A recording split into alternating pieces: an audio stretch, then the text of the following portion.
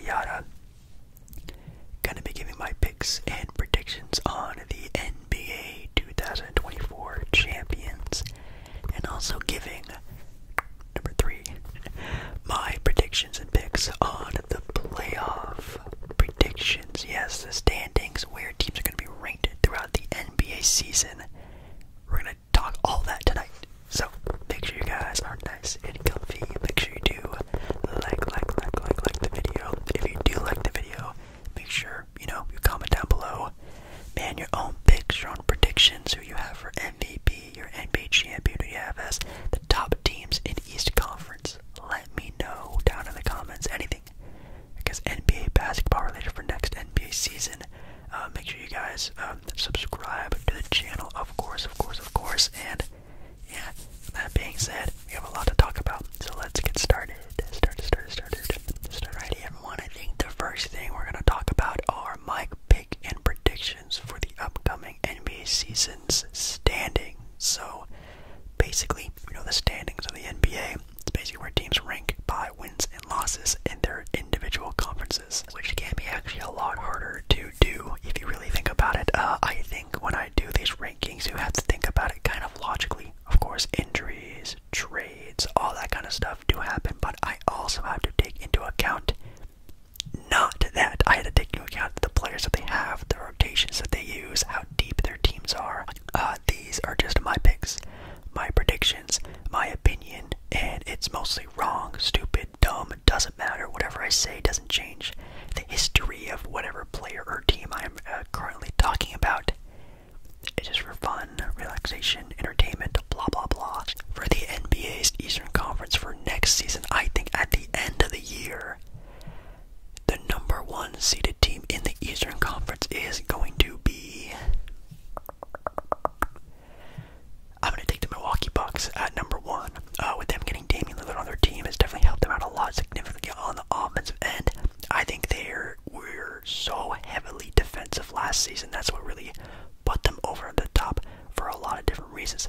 Now adding another juggernaut on offense with Damian Lillard kind of taking the sort of reins away a little bit from Giannis, is actually going to help the team out a lot more than you think. It's going to spread the court a lot more and actually make it a lot easier for some other players like Chris Middleton, Brook Lopez, whoever else is on the court at the time, to get easier shots, because not only do you have to worry about Giannis, now you have to worry about Dame too. But if it's not them at number 1, it's going to be the number 2 seeded team, which I think is going to be, of course, the Boston Celtics. Yes, the Boston Celtics at number 2. Nothing crazy there. Boston Celtics acquiring Jrue Holiday from, I guess technically Milwaukee, technically the Portland Trailblazers. Anyway, them getting Jrue Holiday is actually very significant for them, because they were a team that were missing a true point guard for years and years and years. Now that they got one in Jrue Holiday, who is also maybe arguably the best perimeter defender in the entire NBA, that team is terrifying defensively. Maybe even the best starting lineup in the NBA when you add in, of course, getting Kristaps Porzingis in the offseason. Their bench depth, though, has been gutted by trades and signings to other teams. Not as deep as they used to be. But that team still is very, very, very, very, very good. And if it's not Milwaukee at 1, it's going to be them. At the 3rd spot, I currently have the Cleveland Cavaliers at 3. They are obviously a team of a lot of up and downs. They're still relatively growing with each other. They're still not really even in their primes yet. But this year could quite possibly be the last hurrah of Donovan Mitchell there in Cleveland. We have heard rumors and rumblings of him potentially wanting to leave during a free agent period, or man, even asking out if things go really bad. I think this team is really going to lock it in together. I think Evan Mobley is going to finally make a big jump this year. I think their team is just a little bit deeper, a little bit more experienced than they were the previous year, and losing against a Knicks team that they probably could have felt like they needed to beat actually in the first round, which, man, is actually kind of crazy. And they're also going to have a little bit of a chip on their shoulder. Maybe 4, I have the New York Knicks. Yes, I have the New York Knicks at 4. Last season, the New York Knicks definitely were a team that were very a big question mark, at least for me. You never know what Knicks team you're going to get. Sometimes they're good, sometimes they're bad. But I think with the players that they have now, especially with the acquisition of Jalen Brunson, who has a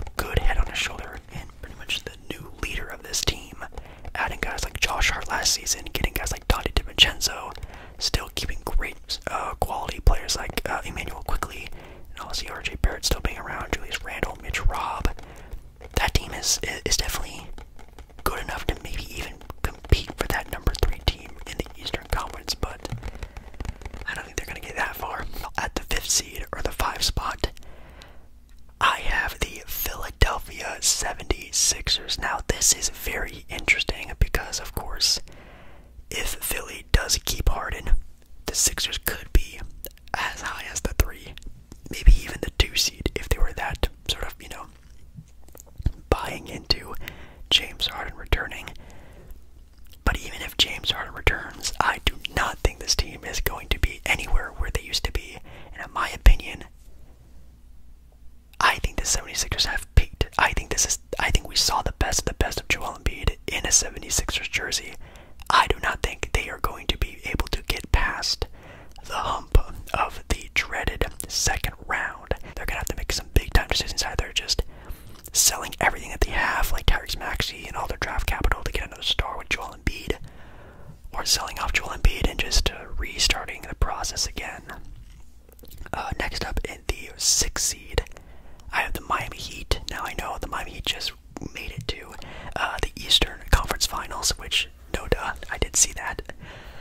But I still think they put too many chips into the idea of getting another star. Whether it was Bradley Beal, didn't happen. James Harden, didn't happen. Damian Lillard, didn't happen. Potentially Giannis in the future. That's not going to happen anymore. They've been betting on getting another star and waiting to do anything to get another star. And I think they might have cut their losses very short, because now they are worse than they were last season. I'm really interested to see how this team plays next season. Obviously, last season, the Miami Heat were barely a play-in team. Almost were not even a playoff team at all. They were like 10 minutes away from just completely not even making the playoffs. So, the Miami Heat in the regular season is kind of sus, but in the playoffs, that's where they shine, and that's where it gets really interesting. But in the regular season, who knows what Miami Heat team we're going to be seeing. Next up, we have the 7th spot, the Atlanta Hawks.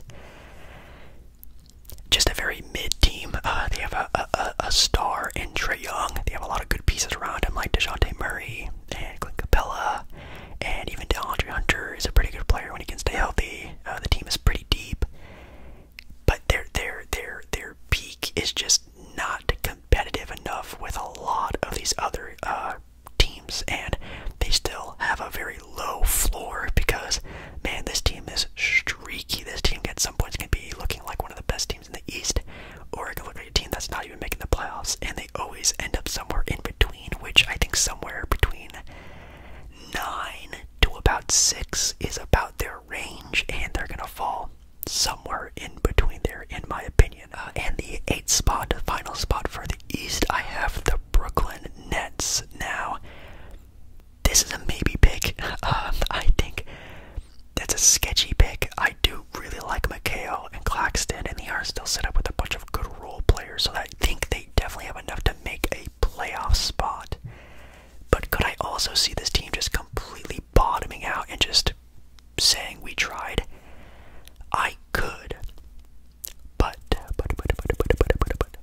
it's the fact that the Nets do not have their draft pick this year that I think is why they are going to try everything in their heart to make the playoffs this year, because they don't have a draft pick to tank for. At 9, I have the Indiana Pacers. I think that's kind of a no-doubt one. I think they are a team that could maybe be like a 7-seeded team all the way down to like an 11-12-seeded team.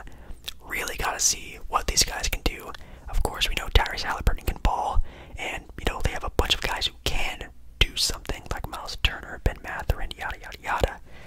But somehow it still hasn't clicked enough to them to be a real competitive team. I think this season, though, I think they'll be competing for the play-in spot, and for the last spot at 10 is really interesting because I keep seeing every single day rumblings of a Zach LaVine potential trade, a DeMar DeRozan potential trade. They might blow it up this season if they just show that they cannot be competitive enough in the East. If everything goes well, I'll see the Bulls at 10. But if something does happen, I see the Raptors are going to take that next spot, which does mean teams like the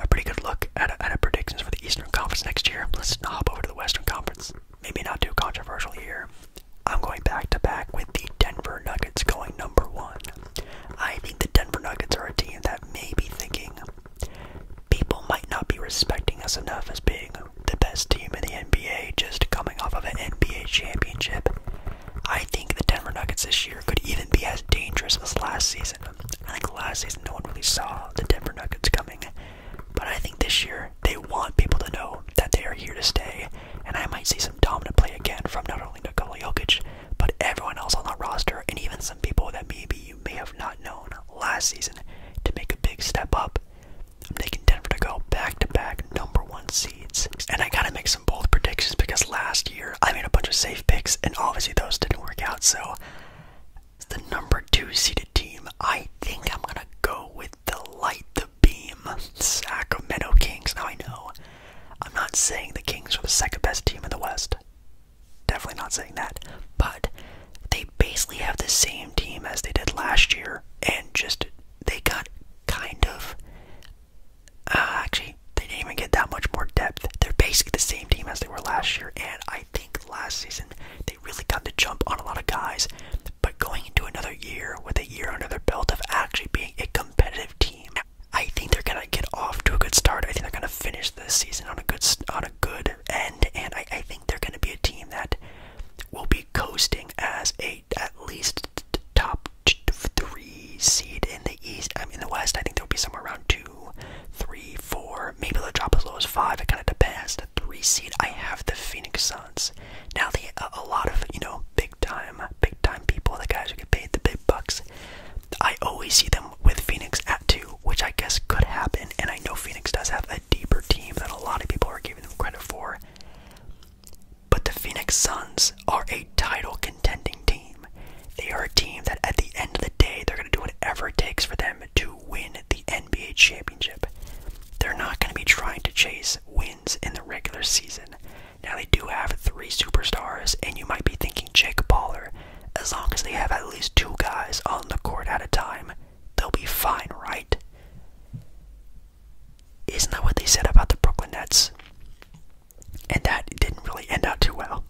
I think this team is probably deeper than the Brooklyn Nets, of course, but I still just think this team is going to do whatever it takes, whether it's through sitting players, injury bug, knock on wood for that, or anything like that. I think in a first-time head coach with this new team, there's a lot of ifs and a lot of ifs and a lot of ifs. Could this team be the #1 seeded team in the West? Yes, of course. But they're going to do whatever it takes to win the title at the end of the day. At #4, I have the Memphis Grizzlies, which again, another squad that a lot of people are ranking very low here because of Ja Morant not playing for, I think, the first 20, 25 games of the NBA season, which again, does suck. But them trading for Marcus Smart and also getting a very rejuvenated Derrick Rose could really help out this team a lot, and I think it's going to be enough for them to stay afloat at the start of the NBA season, maybe keeping them around 8, 7, 6 spot, maybe even 5 if everything goes completely well for them.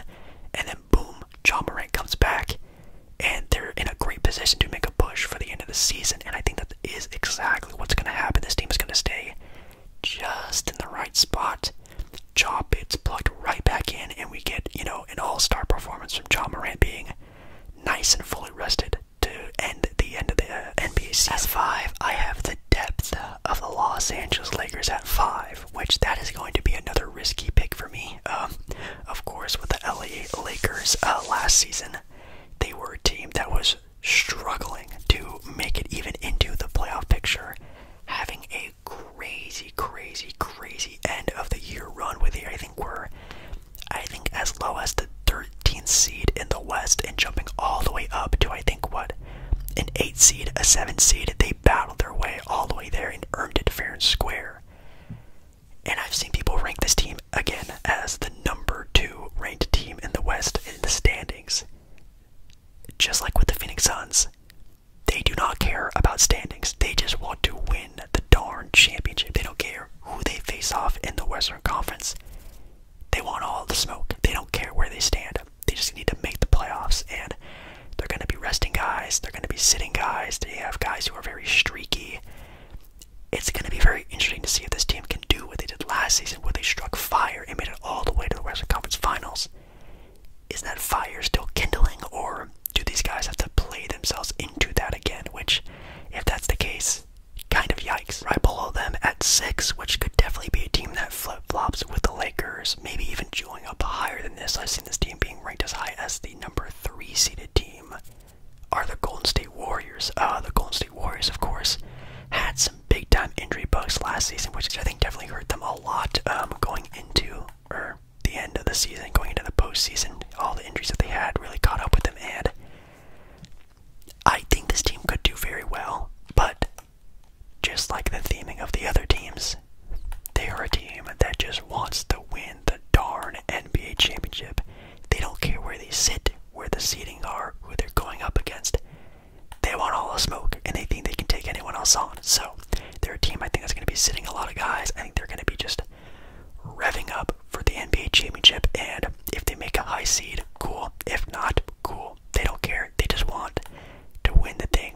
For Steph Curry at the 7th seed, I have the Los Angeles Clippers.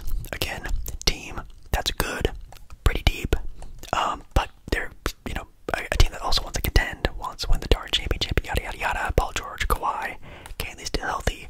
I know there is this whole new sitting all-star rule now that I think is going to take place next season, but I don't think it's going to be that big a deal, or that big of a matter. I think they're still going to be able to rest Kawhi and Paul George a lot, which I think they are still going to do. So the Clippers are going to be the Clippers, and they just need to be fully healthy for next season. And for the 8th seed, I have a little bit more of a spicy pick. I have a team that, if they can stay healthy, are very, very, very, very good. We saw them last season go, I think, as high as the 3rd or 4th seed in the West when they were fully healthy.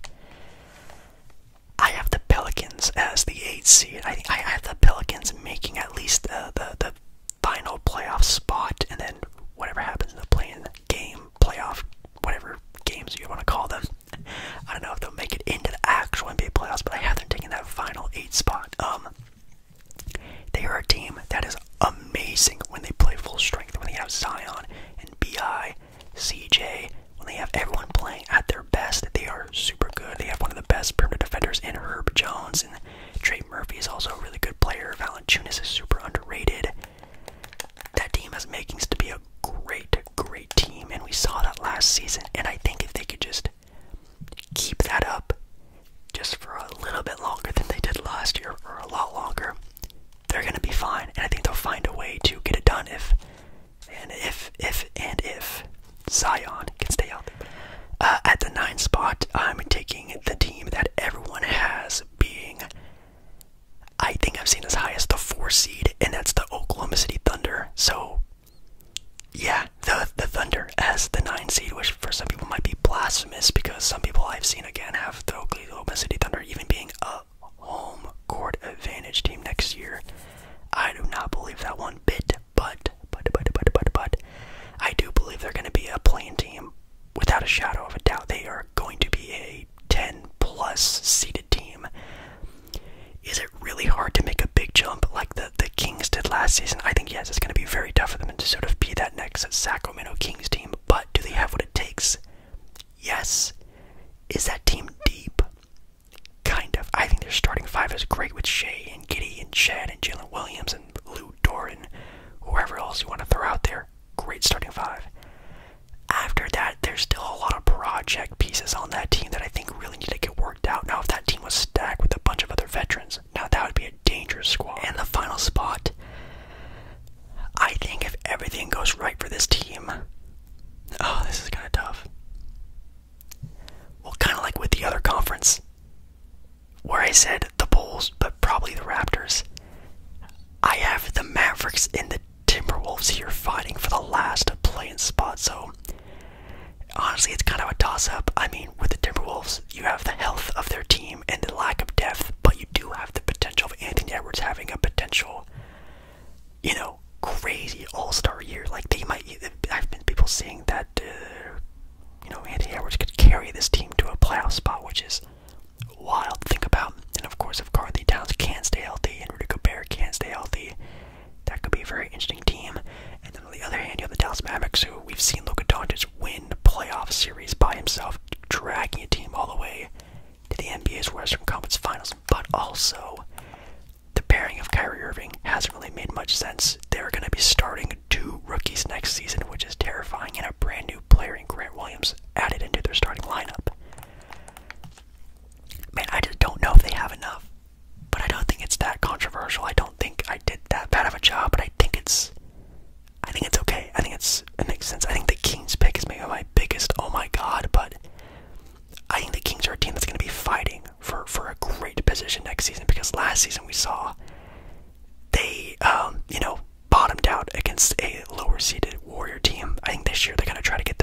position that they possibly can be in making it forward into the playoffs. Now that those are done, we're going to get to the NBA awards very quickly. So for the NBA awards next season, I'm going to do like I did last year and give out probably 2 names, like a good pick and then maybe like a sneaky pick that I think could surprise people but could make a lot of sense.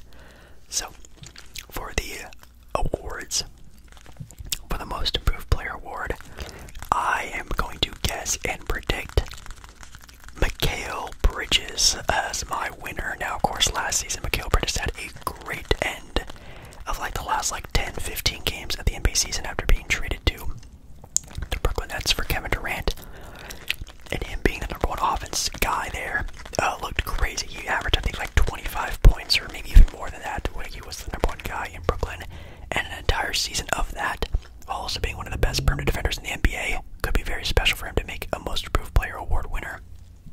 Or a spicier pick, if everything can go well, I think Jordan Poole might also be there for most improved player. I think if he can just stay healthy for the entire year, play 70 plus games and average 20 to 25 points per game and sort of show everyone that he is more than just like a bench piece scoring machine, I think he can also be a very sneaky pick for most improved player. I think Tyrese Maxey could be another name you could throw up there as well, but a safe pick, I'll go Mikal Bridges. 6th man of the year, I have Chris Paul. Now I know Chris Paul has been reported to be maybe a starter for the Golden State Warriors, and I think they're going to try that for a couple games, but I don't think it's going to work. If not him, I'm going to give it to Emmanuel Quickley of the New York Knicks. Emmanuel Quickley last year, man, maybe even a very, very, very key piece in why the Knicks did pretty well in their playoff run last year, and even their entire season last year was thankful to Emmanuel Quickley coming out the bench behind a great player already in Jalen Brunson. Coach of the year, I have, it's always usually a top-seeded team, so I'll just give it to the Bucks head coach. I know it's a new head coach. He's been in the news recently. I'll put a picture of him up right here. Bucks head coach, #1 seeded team in the East, makes a lot of sense. Or, if you want a surprise coach of the year, if the Oklahoma City Thunder do make that big time push that everyone is talking about and predicting, I'm going to give it to the Oklahoma City Thunder head coach. I think his name is like Mark, like Dangilt, something like that. The Oklahoma City Thunder head coach guy. I've already given it to him as well because the coach of the year either goes to one of the top two seeded teams in their conference, or a team that makes a big time jump, which I think will be Oklahoma City if it is any team. Next up, we have Rookie of the Year, Victor Wembanyama. No duh. Defensive Player of the Year. If it is a perfect season, and again, if this is the perfect sort of pick for Jake Paul, if Anthony Davis can play the minimum amount of games, which I think is 65, which, by the way, if you don't know, you have to play a minimum amount of games to be given these awards nowadays. If AD can, AD will. He already looked super good in their preseason games with the LA Lakers and already looking like a top-tier defender. And if he can just continue that with great play, good team success, I'm going to give this award to Anthony Davis, who's always been sort of a great, one of the best, if not the best, at some point in his career, defender in the NBA. If not, I'm going to give it to Bam Adebayo. I really like Bam Adebayo's defensive game. I think he's super underrated as a center who can keep up with a lot of players in the NBA, not just other centers. He's not a true center stopper. Like, he's not going to stop Joel or Jokic, but he's a guy you can stick on Joel and Jokic, be okay. You can stick on guys like Giannis and LeBron and be okay. You can stick on guys even smaller than that and be okay. I like the switchability of Bam Adebayo. I like that a lot. My pick for MVP, again, kind of two. I think it could be Giannis. I think Giannis could win MVP this year. I think this year, again, talking about the Bucks, them sort of being almost outed last year. I mean, Giannis was almost contemplating leaving the Milwaukee Bucks if they couldn't get their acts together, and they did. Now it comes to what can this team do at full strength, and I think with Giannis being there, man, they're going to want to make some noise this year.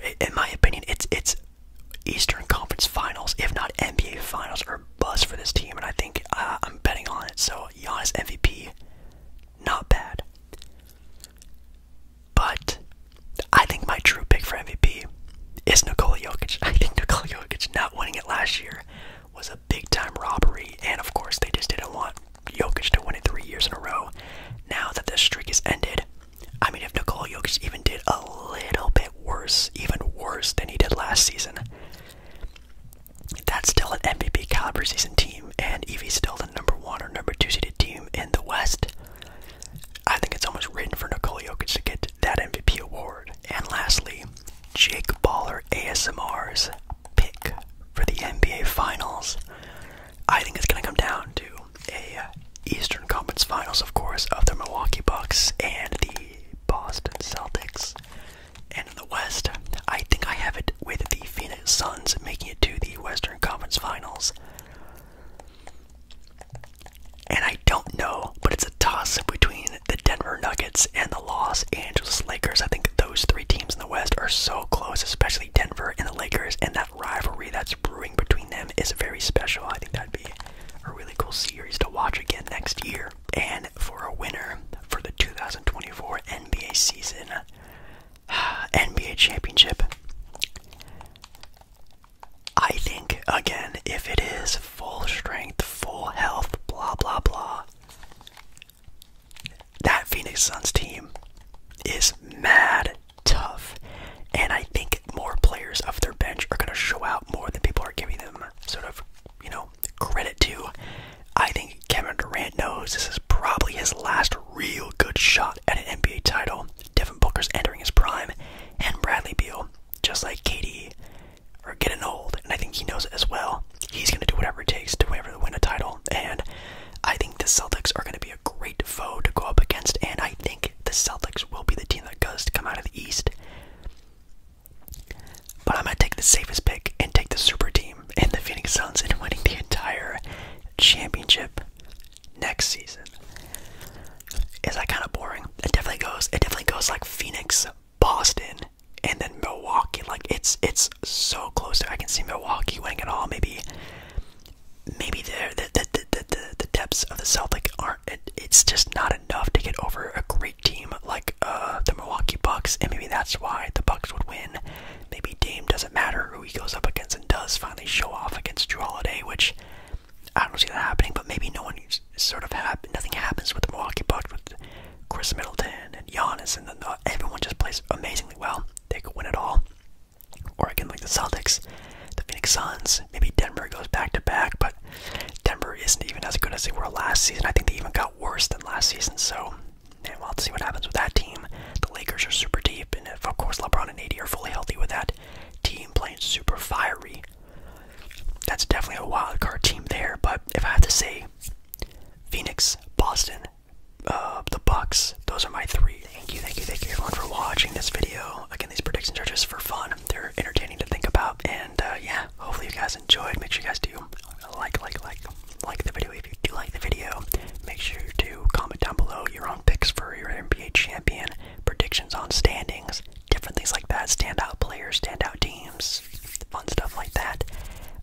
Subscribe to the channel, like the video, and I think that's it. Thank you so much for